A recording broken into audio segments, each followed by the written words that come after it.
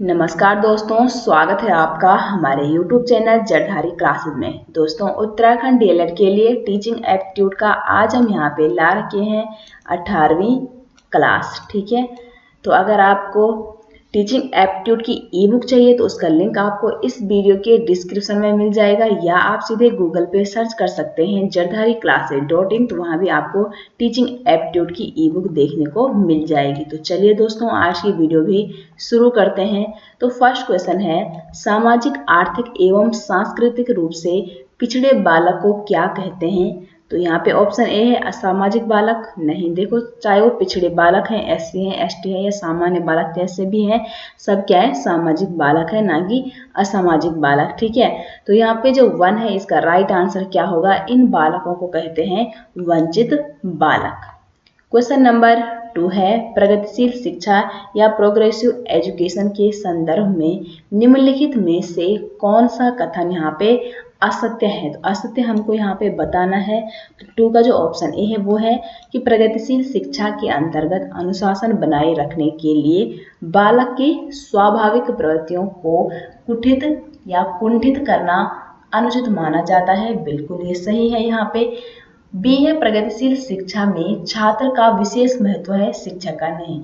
देखो, प्रगतिशील शिक्षा में क्या है, एक अध्यापक को बालक के रुचियों का ध्यान रखना चाहिए, उसकी किस चीज में रुचि है उस आधार पर उसे पढ़ाना चाहिए, निर्देश देना चाहिए।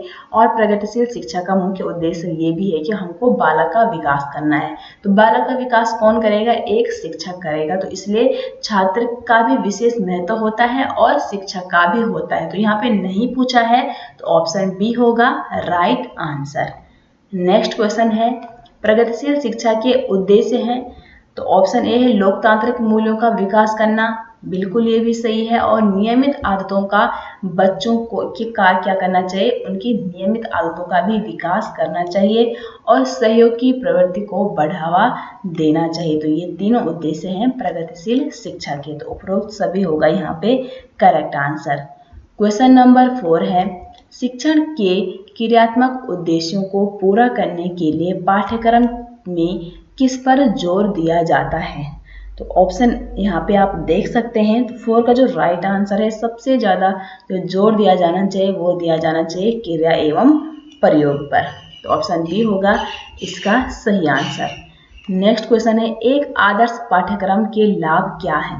तो एक आदर्श पाठ्यक्रम के लाभ क्या है कि समय एवं ऊर्जा की बचत, ज्ञान की प्राप्ति और व्यक्तित्व का विकास, ये सभी क्या है, आदर्श पाठ्यक्रम के लाभ हैं। तो उपरोक्त सभी होगा 5 का सही आंसर।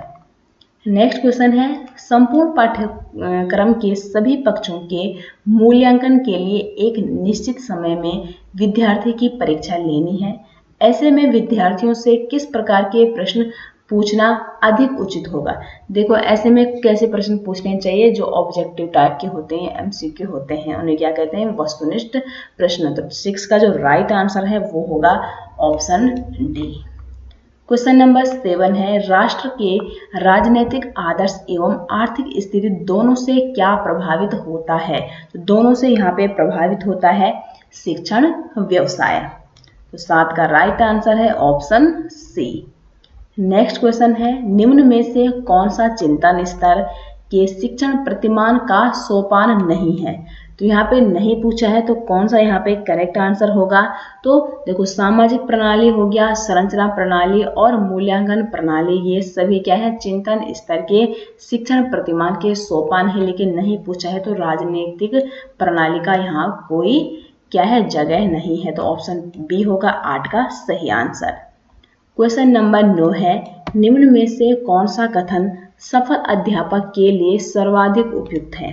तो सफल क्या है, अध्यापक के लिए यहाँ पे जो सर्वाधिक जो उपयुक्त क्या है ऑप्शन है वो कौन सा है? तो 8-9 का जो राइट आंसर है वो होगा कि जो छात्रों को प्रेरित करता है टाइम पर। नेक्स्ट है क्वेश्चन नंबर 10, शिक्षक के लिए विषय का पूर्ण ज्ञान क्यों आवश्यक होता है? तो क्यों आवश्यक होता है? ए है, इससे उसे समाज में सम्मान मिलता है। बी है, इसके अभाव में वह छात्रों की समस्या का सही समाधान नहीं कर सकता है या वह योग्य शिक्षक बन जाता है, और डी है उपरोक्त में से कोई नहीं। देखो बी जो ऑप्शन है वो यहाँ पे क्या होगा, राइट आंसर होगा, क्योंकि अगर किसी शिक्षक को अपने विषय का पूर्ण ज्ञान नहीं है तो वो क्लास में जाके अपने बच्चों का ना ही ध्यान आकर्षित कर सकता है, ना ही उसके जो बच्चे हैं वो उसकी क्लास में रुचि लेंगे, क्योंकि वो अटक अटक के बोलेगा, क्योंकि उसको अपने टॉपिक या अपने विषय के बारे में पूर्ण ज्ञान नहीं होगा और ना ही वो अपने बच्चों की समस्या का किसी भी प्रकार से समाधान कर पाएगा। तो ऑप्शन बी यहाँ पे होगा करेक्ट आंसर।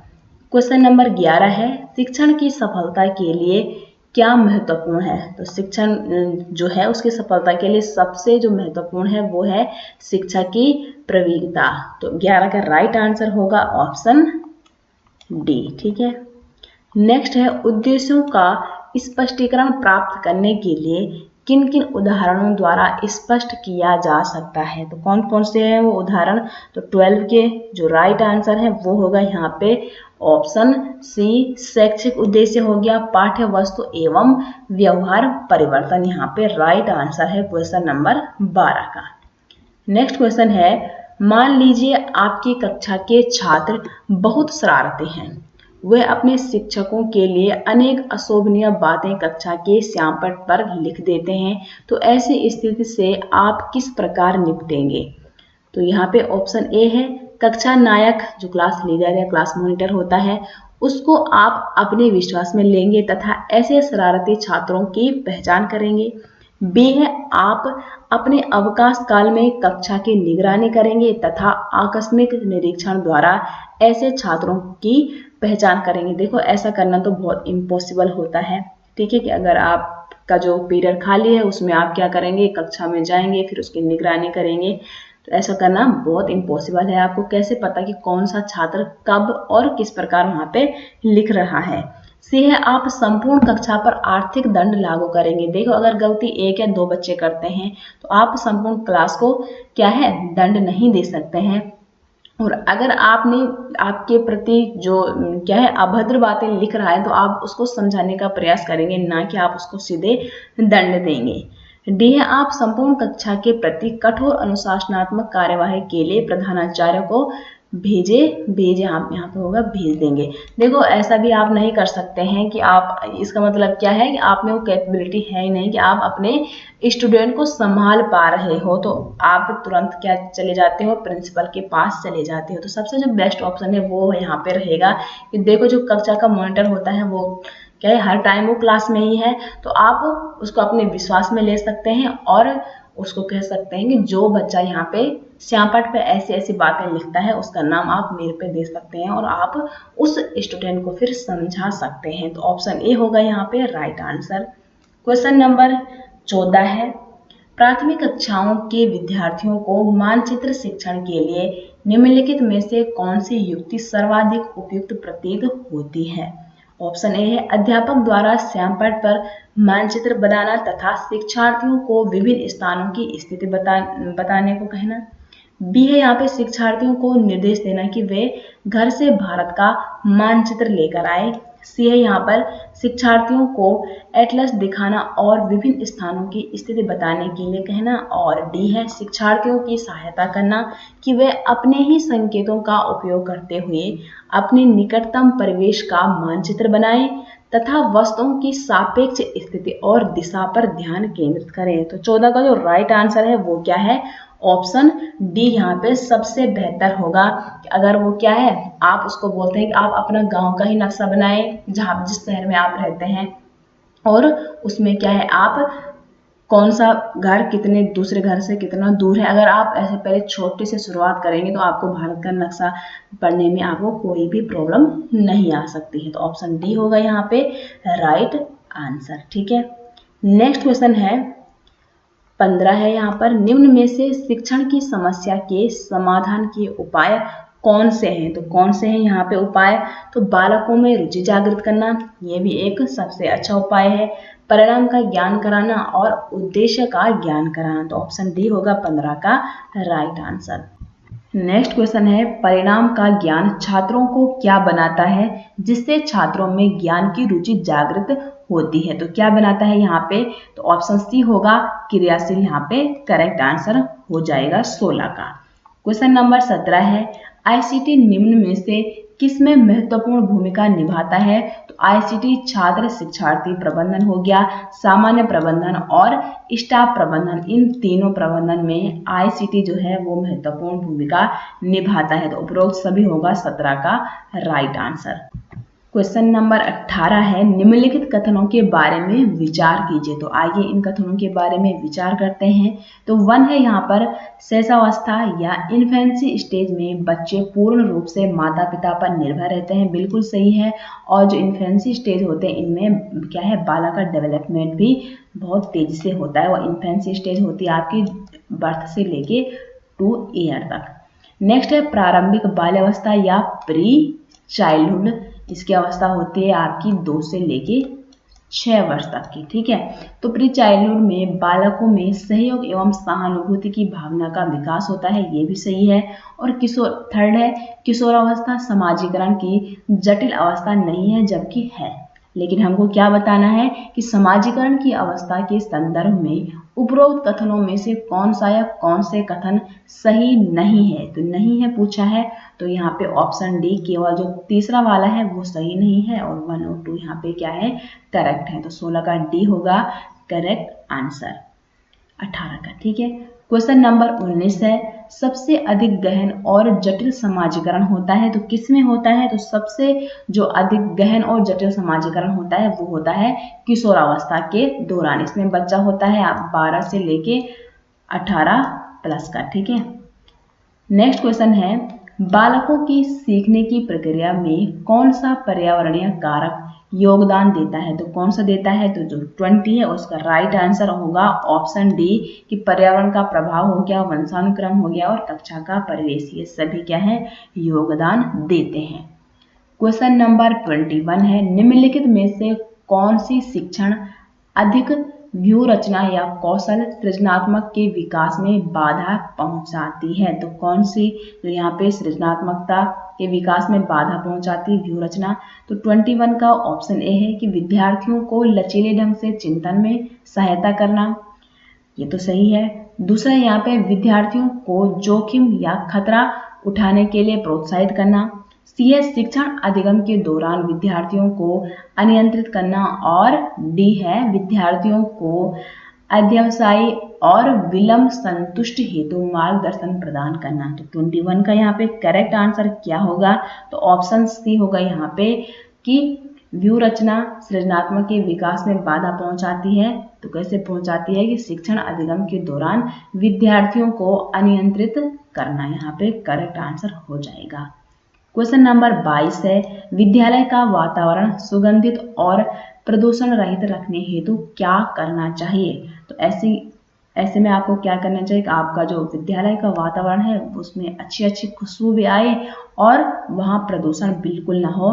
तो आपको अपने स्कूल के जो बगीचा है उसमें क्या करना चाहिए, आपको बगीचे लगाने चाहिए और बगीचे में आपको क्या है, अच्छे अच्छे प्लांट्स भी लगाने चाहिए। तो 22 का राइट आंसर है ऑप्शन बी। नेक्स्ट क्वेश्चन है, विद्यालय की प्रत्येक गतिविधि पर नियंत्रण रखने हेतु विद्यालय परिसर में क्या करना चाहिए? तो विद्यालय परिसर में आपको करना चाहिए सीसीटीवी कैमरा लगाने चाहिए आपको। तो 23 का राइट आंसर है ऑप्शन डी। दोस्तों अगर आपको ये सभी क्वेश्चन पीडीएफ में चाहिए या आपको उत्तराखंड डीएलएड के लिए प्रीवियस ईयर सभी प्रीवियस ईयर हो गया, प्रैक्टिस सेट हो गया और नोट्स चाहिए, तो आपको इस वीडियो के डिस्क्रिप्शन में एक टेलीग्राम चैनल का लिंक दे रखा है, आप उसको ज्वाइन कर सकते हैं। उसमें आपको क्या है, जितने भी टीचिंग मटेरियल है उत्तराखंड डीएलएड के लिए वो सभी मिल जाएगा और आपको प्रैक्टिस सेट वहाँ पे 10 से ज़्यादा मिलेंगे जिसमें आपको 1000 प्लस क्वेश्चन देखने को मिल जाएंगे। तो आप अपनी प्रैक्टिस कर सकते हैं। तो 24 है, निम्न में से कौन सा मूल्यांकन प्रक्रिया का प्रमुख अंग है? ठीक है, तो कौन सा है यहाँ पे? तो उद्देश्य हो गया, उपकरण और व्यवहार परिवर्तन, सभी यहाँ पे 24 के सही आंसर है। क्वेश्चन नंबर 25 है, मूल्यांकन के लिए तथ्य किसके द्वारा एकत्र किए जाते हैं? मूल्यांकन के उपकरण द्वारा न्यायदर्श के द्वारा, निरीक्षण के द्वारा या स्वयं अध्यापक के द्वारा। तो 25 का राइट आंसर क्या है यहाँ पर? ऑप्शन ए होगा कि मूल्यांकन के उपकरण द्वारा। नेक्स्ट है, किसी शोध का एकमात्र उद्देश्य ज्ञान की प्राप्ति है। वृद्धि का शुद्धिकरण होता है। किससे होता है वृद्धि का शुद्धिकरण? तो यहाँ पे मौलिक शोध के द्वारा। तो ऑप्शन बी होगा 26 का राइट आंसर। नेक्स्ट है, व्यवहारिक शोध क्या होता है? तो व्यवहारिक शोध क्या होता है? मौलिक शोध होता है या तात्कालिक समस्याओं के समाधान हेतु किया गया जो शोध होता है वो व्यवहारिक शोध होता है या देशांतरीय शोध होता है। तो 27 का सही आंसर क्या है? ऑप्शन बी है। जो तात्कालिक समस्या क्या है उसका अगर हम जल्दी से समाधान करते हैं तो उसको ही हम क्या करते हैं, क्या कहते हैं? व्यवहारिक शोध या रिसर्च। ठीक है। क्वेश्चन नंबर 28 है, संदेश को किन रूपों में प्रेषित किया जाता है? तो संदेश को यहाँ पे मौखिक रूप से भी, लिखित रूप से भी और मुख मुद्रा के रूप से, इन तीनों रूपों से हम संदेश को क्या है प्रेषित कर सकते हैं। तो ऑप्शन डी होगा 28 का राइट आंसर।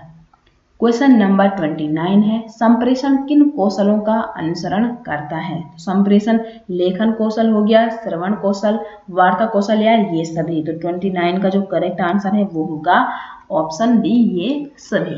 क्वेश्चन नंबर 33 है, किसी एक क्षेत्र के समूह में व्यक्ति की कार्यकुशलता की विशिष्ट योग्यता या विशिष्ट क्षमता क्या कहलाती है? तो यहाँ पे सहानुभूति, अभिरुचि या अभिवृत्ति। तो 33 का जो करेक्ट आंसर है वो क्या होगा? ऑप्शन डी होगा, इनमें से कोई नहीं। ठीक है।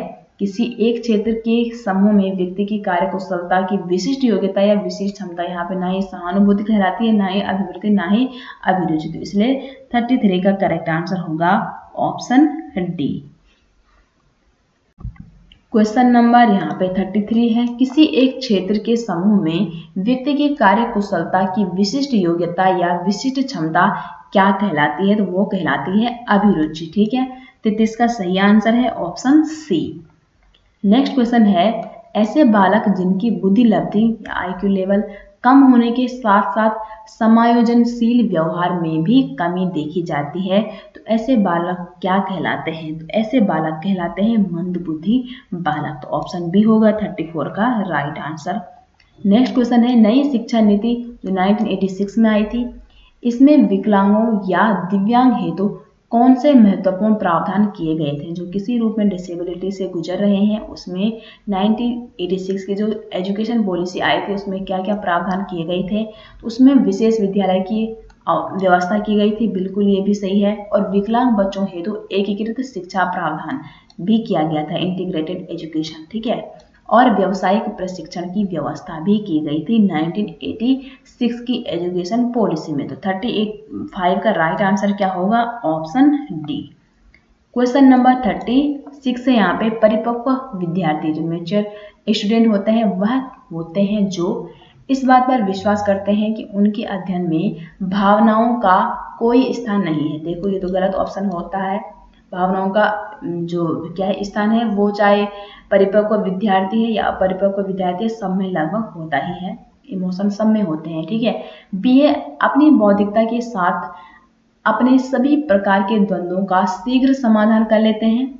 सी है, अपने अध्ययन में कभी कभी भावनाओं की सहायता चाहते हैं। और डी है, कठिन परिस्थितियों में अध्ययन से विचलित नहीं होते हैं। देखो जो ऑप्शन सी है वो होगा यहाँ पे परिपक्व विद्यार्थी का राइट आंसर, कि अपने अध्ययन में वो कभी कभी भावनाओं की भी सहायता चाहते हैं। ऐसे नहीं है कि वो इमोशनलेस हैं, चाहे वो परिपक्व है या कैसे भी हैं। तो 36 का राइट आंसर होगा ऑप्शन सी। नेक्स्ट क्वेश्चन है, पाठ्यचर्या या कैरिकुलम के संदर्भ में निम्नलिखित में से कौन सा कथन सही नहीं है? तो नहीं पूछा है। तो पाठ्यचर्या आदेशात्मक होती है, ये राइट आंसर है। बी है, यहाँ पे पाठ्यचर्या का संबंध उस समस्त पाठ्यवस्तु से है जो किसी शैक्षिक संस्था में पढ़ाई जानी है। तो ये भी बिल्कुल सही है पाठ्यचर्या के लिए। और सी है, पाठ्यचर्या विभिन्न अध्यापकों के लिए भिन्न भिन्न होती है या पाठ्यचर्या का क्षेत्र व्यापक होता है। देखो पाठ्यचर्या का क्षेत्र व्यापक भी होता है, ए और बी और डी यहाँ पे राइट है। लेकिन नहीं पूछा है तो पाठ्यचर्या विभिन्न अध्यापकों के लिए भिन्न भिन्न होती है, नहीं, बिल्कुल गलत होगा ये ऑप्शन। यहाँ पे गलत पूछा है तो ऑप्शन सी होगा, क्योंकि देखो कैरिकुलम क्या है, एक जैसा बनाया गया है सभी अध्यापकों के लिए। अब देखो आपकी एनसीईआरटी की बुक 1 से लेकर 12 तक या कोई सी बुक भी है वो सेम होती है ना। फॉर एग्जाम्पल आप क्या है एक पेपर देते हैं तो पेपर सबके लिए एक जैसा बना है। अब वो लिखने का तरीका क्या है प्रत्येक विद्यार्थी का अलग अलग हो सकता है, लेकिन पेपर तो एक ही होगा ना। ठीक उसी प्रकार जो कैरिकुलम है वो सभी अध्यापकों के लिए एक जैसा होता है, बट पढ़ाने का जो तरीका होता है वो प्रत्येक जो अध्यापक है उसका अलग अलग हो सकता है। तो इसलिए ऑप्शन सी होगा यहाँ पे राइट आंसर। क्वेश्चन नंबर 38 है, स्मृति स्तर के शिक्षण अधिगम की सबसे बड़ी खामी क्या है? तो सबसे बड़ी खामी क्या है? ये जो रटने की व्यवस्था हो गया, मानसिक बाधा और अनुशासनहीनता, ये सभी क्या है? स्मृति स्तर के शिक्षण अधिगम की सबसे बड़ी खामी है, ये सभी होगा राइट आंसर। क्वेश्चन नंबर 39 है, किस स्तर को शिक्षण व्यवस्था रटने की प्रवृत्ति पर बल देती है? तो ऊपर भी ये क्वेश्चन आ रहा है, तो स्मृति की शिक्षण व्यवस्था को। क्वेश्चन नंबर 40 है, स्मृति स्तर पर शिक्षण का मूल्यांकन किस प्रकार किया जाता है? तो मौखिक परीक्षा द्वारा और लिखित दोनों के द्वारा किया जाता है। तो 40 का राइट आंसर होगा ए और बी दोनों, ऑप्शन सी।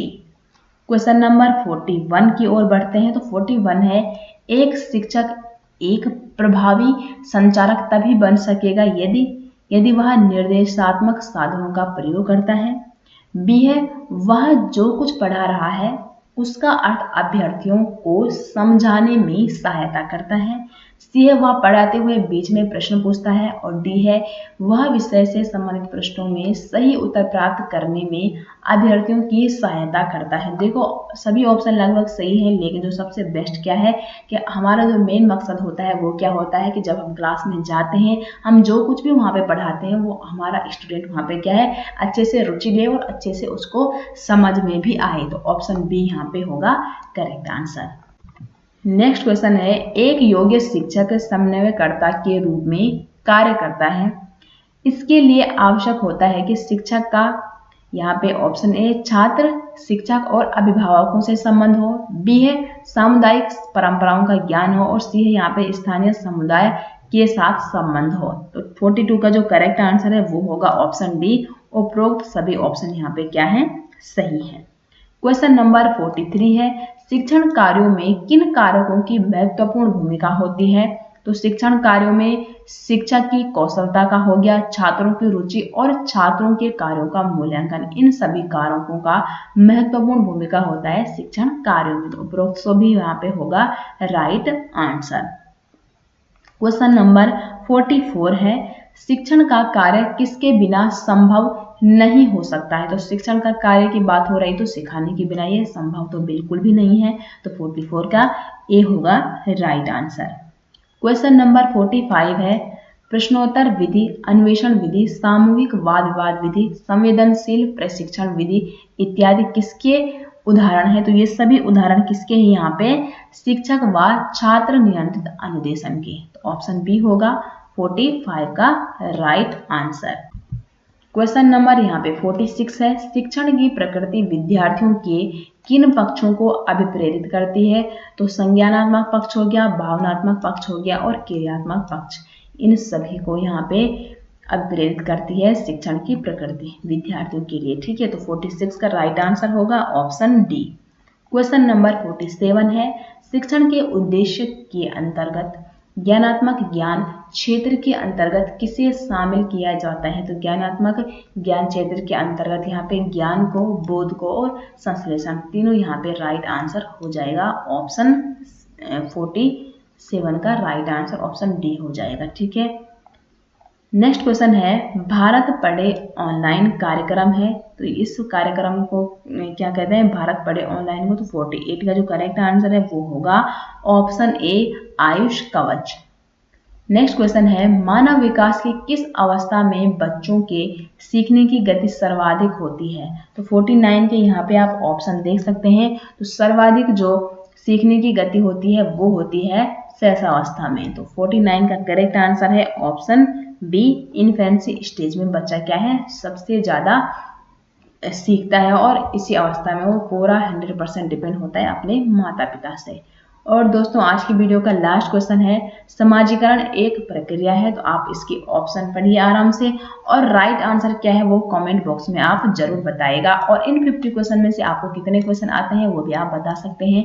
तो ये थी दोस्तों आज की वीडियो। उम्मीद करते हैं आपको ये वीडियो पसंद आई होगी। वीडियो पसंद आती है तो वीडियो को लाइक करें, शेयर करें, कमेंट करें। मिलते हैं दोस्तों एक नई इंटरेस्टिंग वीडियो के साथ, तब तक के लिए आप सभी का बहुत बहुत धन्यवाद।